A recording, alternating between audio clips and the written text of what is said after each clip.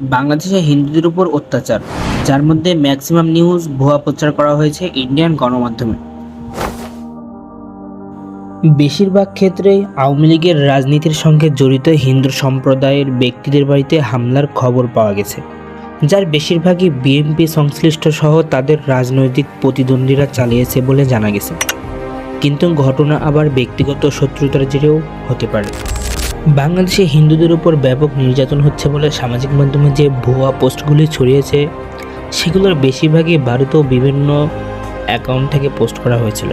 তবে বাংলাদেশের ভেতর থেকেও এমন গুজব ছড়ানো হয়েছে বলে জানিয়েছে। মন্দির পাহারায় নুন। চট্টগ্রামের কাছাকাছি কালীমাতা মন্দিরে হামলা হয়েছে এমন সংবাদ ছড়িয়ে পড়ে সামাজিক যোগাযোগ মাধ্যমে। বিবিসি বাংলা চেকার বিভাগ বিসিবি ভেরিফাইয়ের অনুসন্ধানে দেখা যায় আদতে সেখানে কোনো হামলা হয়নি।